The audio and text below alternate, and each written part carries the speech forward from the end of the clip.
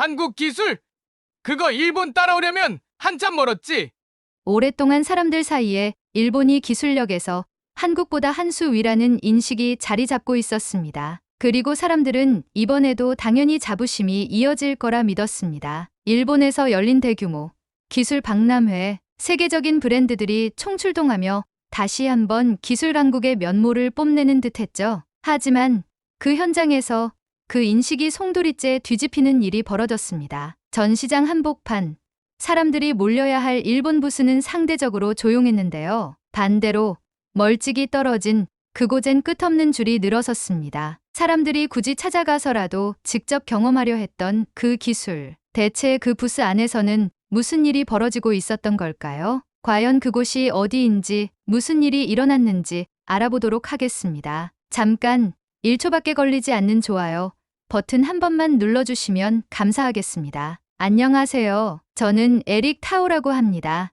대만계 미국인으로 현재는 미국 서부 실리콘밸리에서 테크 전문 유튜버로 활동하고 있습니다. 구독자는 약 80만 명 정도 되고 세계 각국의 기술 박람회나 전시회를 돌며 기술이 인간의 삶에 어떤 감정을 주는가를 주제로 콘텐츠를 제작하고 있어요. 제가 궁극적으로 찾고 싶은 건 단순한 기술이 아니라 기술이 인간에게 주는 울림입니다. 화면이 얼마나 선명한가, 프로세서가 얼마나 빠른가는 이제는 당연한 이야기라고 생각하거든요. 제게 중요한 건 그 기술이 어떻게 사람을 바꾸는가입니다. 올해 봄 도쿄에서 열리는 테크노 프론티어는 그런 의미에서 특별한 전시회였습니다. 아시아 최대 규모의 가전 및 전자기술 박람회로 삼성전자, LG전자, 현대차, 소니, 파나소닉, 샤프 등 아시아를 대표하는 기술 기업들이 한자리에 모이는 행사였으니까요. 특히 일본이 자국 기술의 자존심을 걸고 수년간 준비해왔다는 이야기를 들어서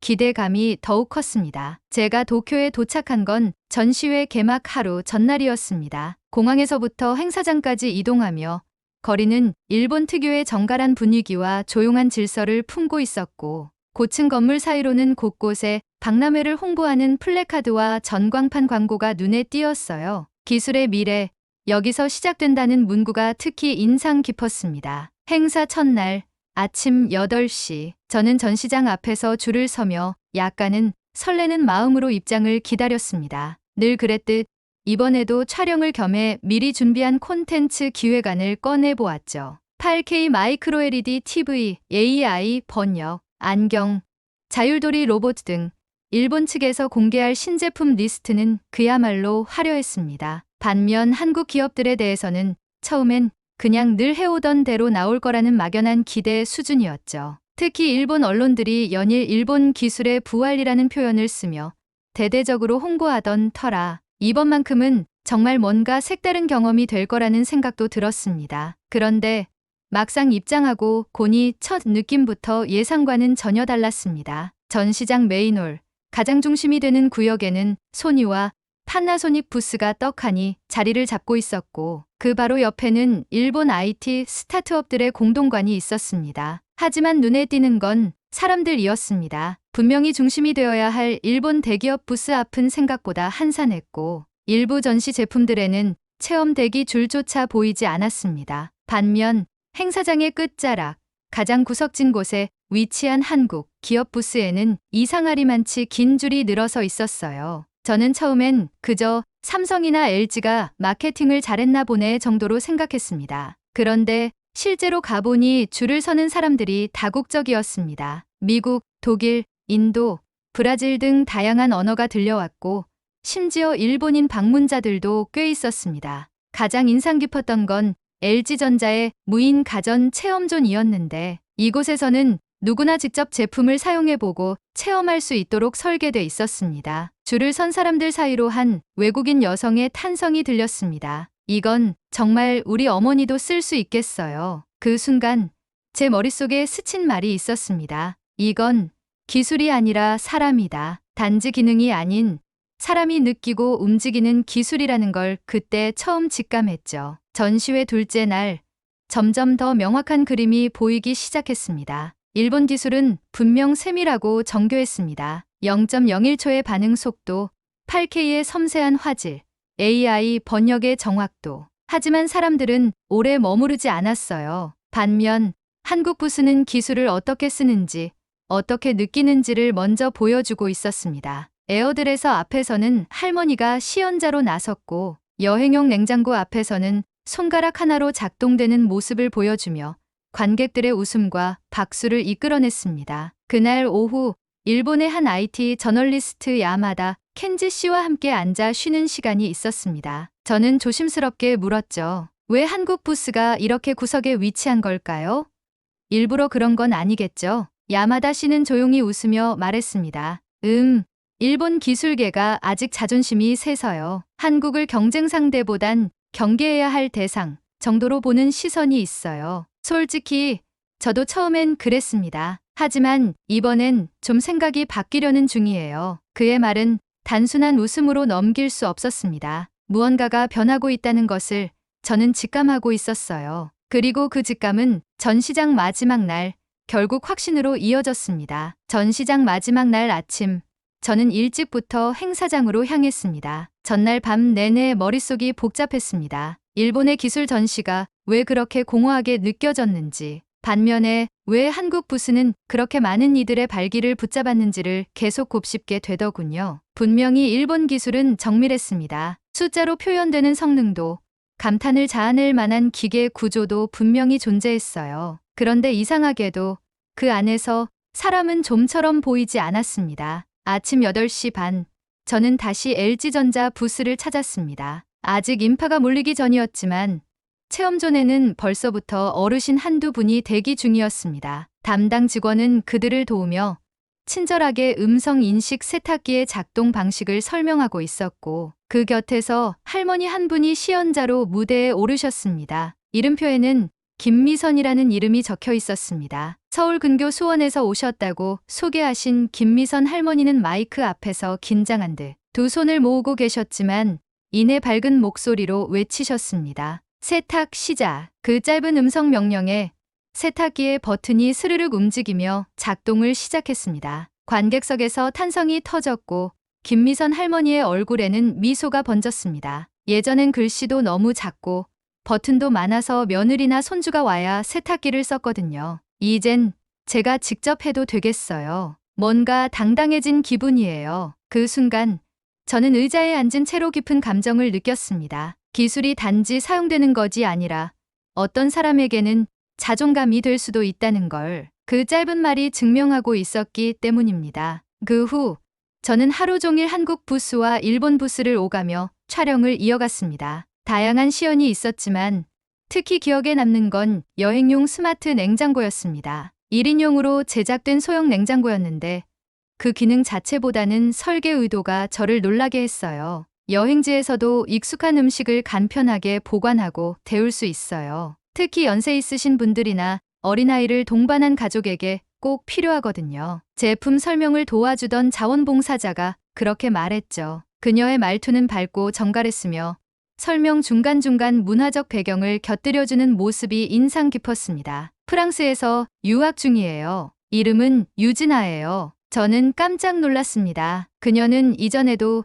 저의 영상을 본 적이 있다고 했습니다. 몇 년 전 베를린에서 제작한 기술과 노년이라는 주제를 다룬 영상이 인상 깊었다며 스스로도 그런 철학을 가진 기술을 좋아한다고 했습니다. 그 영상에서 말씀하신 게 기억나요. 기술은 삶을 증폭시키는 도구일 뿐 삶 자체는 아니에요. 저도 늘 그렇게 생각했거든요. 진아 씨와의 대화는 단순한 통역을 넘어 감정과 철학을 주고받는 시간이었습니다. 그녀는 한국의 기술이 단순히 좋다는 말보다는 왜 그렇게 되었는지를 설명하는 데 집중했고, 저는 그 덕분에 이 기술이 단지 제품이 아니라 누군가의 생활, 문화, 기억과 닿아 있다는 걸 이해하게 되었습니다. 진아 씨는 한국 기술은 생활의 문제에서 출발해요. 그래서 작고 사소해 보여도 실제로는 사람에게 큰 안도감을 주는 것들이 많아요라고 말했습니다. 예컨대 고령층을 위한 세탁기처럼요. 누구도 대단한 기술이라고 부르지는 않지만 누군가의 일상을 변화시키는 데에는 충분한 기술. 저는 그 진심이 느껴졌습니다. 진아 씨와 함께 체험 부스를 도는 동안 문득 제 마음속에서 어떤 결심이 조금씩 형성되기 시작했습니다. 그동안 저는 기술을 분석하고 때로는 평가하는 입장에 서 있었습니다. 하지만 이번에는 그런 관찰자 시선에서 벗어나 직접 체험하는 주체가 되어야겠다는 생각이 들었습니다. 저는 서울로 가야겠다고 결심했습니다. 전시회 일정이 모두 끝난 뒤 숙소로 돌아온 저는 기존 일정을 취소했습니다. 원래는 일본 닥지의 로컬 스타트업들을 더 취재한 뒤 유럽으로 건너갈 예정이었지만 모든 계획을 접고 곧장 서울행 비행기를 예약했습니다. 그 다음 날 새벽 하네다 공항 출국 심사를 마친 후 탑승 게이트 앞에 앉아 카메라를 꺼냈습니다. 이번에도 카메라 앞에 서며 늘 하던 멘트를 떠올렸습니다. 하지만 이번에는 달랐습니다. 말이 아니라 감정이 먼저 떠올랐어요. 기술은 결국 사람의 삶을 위한 것입니다. 일본에서는 그 기술의 정밀함을 보았고 한국에서는 그 기술이 사람의 마음에 어떻게 닿는지를 느꼈습니다. 이제 그 이야기를 더 깊이 알아보러 가겠습니다. 서울에서 뵙겠습니다. 촬영을 멈추고 카메라를 내려놓는 순간 진심으로 마음이 차분해졌습니다. 이번 이야기는 단순한 리뷰가 아니라 내 삶 속에서도 한 장면이 되겠구나라는 예감이 들었거든요. 그리고 저는 비행기에 올랐습니다. 목적지는 서울. 기술의 진짜 따뜻함이 살아 숨 쉬는 도시로 향하는 길이었습니다. 서울에 도착한 건 오후 4시쯤이었습니다. 인천국제공항은 놀라울 만큼 조용하고 정돈된 느낌이었어요. 공항에서 나와 공항철도를 타고 도심으로 향하는 동안 창밖 풍경 속 아파트 단지와 거리 간판들, 그리고 사람들의 표정이 하나하나 눈에 들어왔습니다. 미국이나 일본과는 또 다른 분위기였고 어쩐지 이 도시가 사람을 감싸주는 느낌을 준다고 해야 할까요? 서울 시내에 도착한 후 저는 미리 예약해둔 홍대 근처 숙소에 짐을 풀고 바로 본격적인 촬영 일정을 시작했습니다. 첫 목적지는 강남에 위치한 LG전자 플래그십 스토어였습니다. 전시장과는 또 다른 실제 소비자들이 사용하는 현장을 체험하고 싶었거든요. 매장에 도착하자마자 눈에 띈 건 모두를 위한 기술이라는 문구였습니다. 그리고 그 문구 아래에는 다양한 연령대의 고객들이 무인 전시장을 자유롭게 둘러보고 있었죠. 매장 안에서 가장 눈에 띈 건 고령층 전용 가전 섹션이었습니다. 실버 컬러의 세탁기, 넉넉한 버튼 간격, 큼지막한 글씨와 함께 음성 안내가 병행되는 제품들이 진열되어 있었고 한 어르신 고객이 직접 사용해보며 내장 직원과 이야기하는 모습이 눈에 띄었습니다. 저는 자연스럽게 그 모습을 촬영하고 있었는데 마침 그 옆에서 제품 설명을 듣고 있던 중년 여성 한 분이 제게 말을 걸어오셨습니다. 혹시 외국 분이세요? 여기 체험해 보셨어요? 이게 정말 대단해요. 저희 어머니도 처음으로 세탁기를 혼자 사용하셨거든요. 그분은 성함을 김지연이라고 소개하셨습니다. 직장에 다니며 어머니를 모시고 있는 분이라고 했고 이 제품이 어머니의 일상에 얼마나 큰 자립감을 줬는지를 진심을 담아 설명해 주셨습니다. 이 작은 제품 하나가 사람 한 명의 삶을 바꾸고 있다는 이야기를 듣는 순간 저는 다시 한번 기술의 의미에 대해 되새기게 되었습니다. 하지만 그 감동은 다음 날 오전 예상치 못한 작은 사건으로 인해 잠시 혼란으로 바뀌었습니다. 두 번째 방문지는 을지로에 위치한 한 전통과 현대가 결합된 가전 편집숍이었습니다. 소문으로만 듣던 현지인 추천 기술 체험 매장이었고 다양한 중소기업 제품부터 실험적인 기술도 접할 수 있는 곳이었죠. 그곳에서 촬영을 하던 중 저는 갑작스러운 문제를 겪었습니다. 전날 밤 식사 중 잇몸 안쪽에서 미세하게 흔들리던 임플란트가 점점 통증으로 번지더니 아침부터는 거의 음식을 씹기 힘들 정도로 심해진 겁니다. 점점 통증이 심해지자 촬영에도 집중할 수 없었고 결국 매장 한쪽에 잠시 앉아 쉬고 있던 제게 매장 직원이 다가왔습니다. 괜찮으세요? 어디 불편하신가요? 저는 상황을 간단히 설명했지만 당장 어떻게 해야 할지 몰라 당황스러웠습니다. 특히 한국어가 능숙하지 않은 상황에서 병원을 찾는다는 게 꽤 두렵게 느껴졌습니다. 그런데 옆에 있던 한 청년이 휴대폰 번역 앱을 켜며 조심스럽게 말을 건넸습니다. 혹시 가까운 치과 안내해 드릴까요? 바로 근처에 외국인도 많이 가는 곳 있어요. 제가 같이 가드릴게요. 그 청년의 이름은 박종환이었습니다. 근처 디자인 회사에 다니는 직장인이라고 했고 점심시간에 들렀다가 우연히 저를 본 거라고 했습니다. 그는 주저하지 않고 저를 근처 치과까지 직접 데려다 주었고 접수와 진료 과정까지 통역을 도와주었습니다. 저는 그의 자연스러운 배려에 놀라움을 감추지 못했어요. 치과는 깔끔하고 체계적이었으며 의사와 간호사 모두 친절했습니다. 치료도 예상보다 빠르게 끝났고 무엇보다 진료비가 정말 저렴했습니다. 미국이었다면 이 정도 치료에 최소 수십만 원이 들었을 거예요. 저는 치료가 끝난 후 병원 대기실에서 앉아 종환 씨에게 조용히 물었습니다. 당신은 왜 이렇게 도와주신 거예요?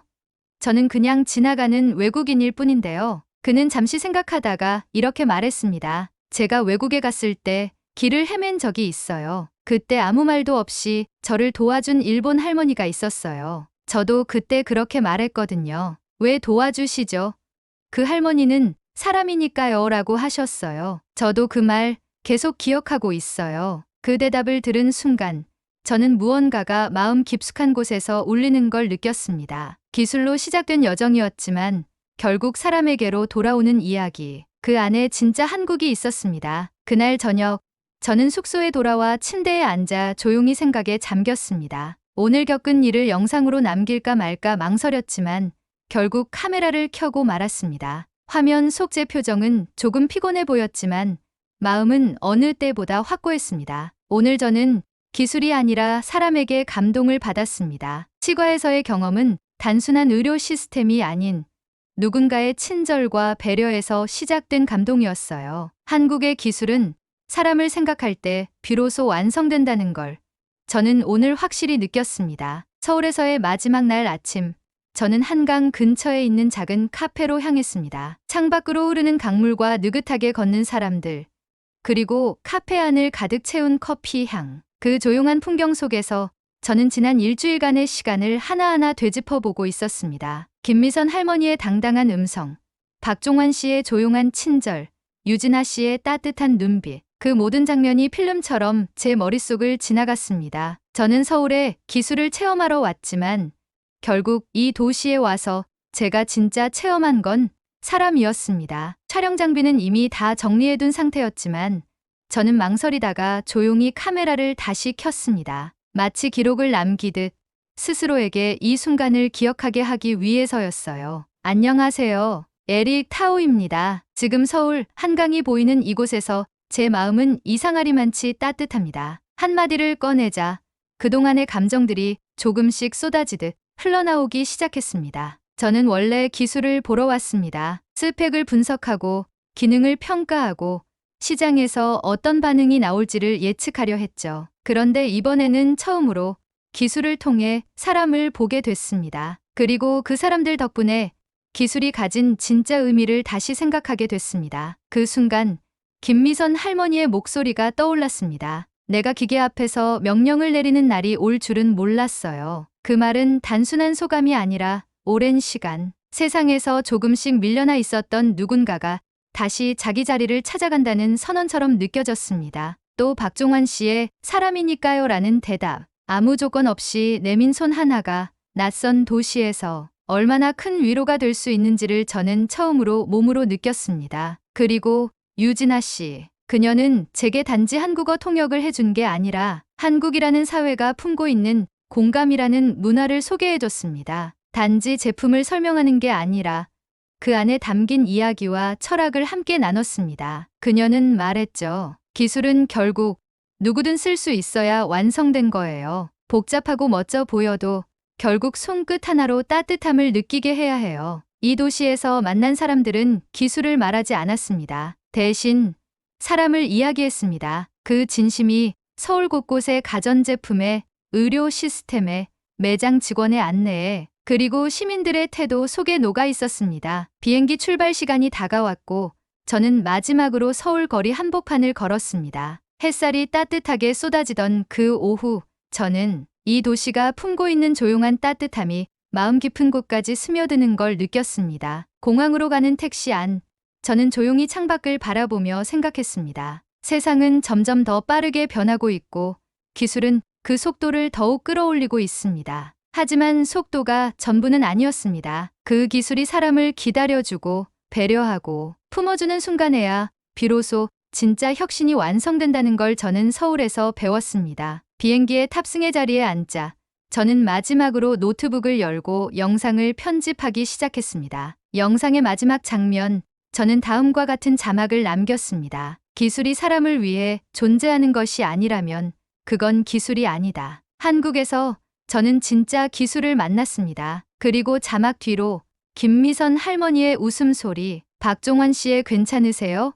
라는 목소리, 유진아 씨의 모두를 위한 기술이에요라는 말이 순서대로 재생되며 영상은 천천히 끝났습니다. 비행기가 활주로를 달리기 시작했고 창밖으로 서울의 풍경이 점점 멀어졌습니다. 하지만 제 마음은 이 도시에 그대로 남아있는 듯했습니다. 기술이 사람에게 닿는 방식, 그 방식이 얼마나 따뜻할 수 있는지를 몸소 느낀 이번 여정은 제게도 새로운 출발이었습니다. 그리고 저는 이제 그런 기술을 세상에 알리는 일을 계속 해나갈 것입니다. 사람을 위한 기술, 그것이 진짜 미래라는 걸 저는 한국에서 배웠습니다. 여러분은 어떻게 생각하시나요? 기술은 결국 사람을 위한 것이라는 이 여정, 당신에게도 울림이 있었나요? 이런 따뜻한 이야기들이 더 많은 사람들에게 닿을 수 있도록 구독과 좋아요, 그리고 알림 설정까지 부탁드립니다. 여러분의 한 번의 클릭이 다음 감동의 시작이 됩니다.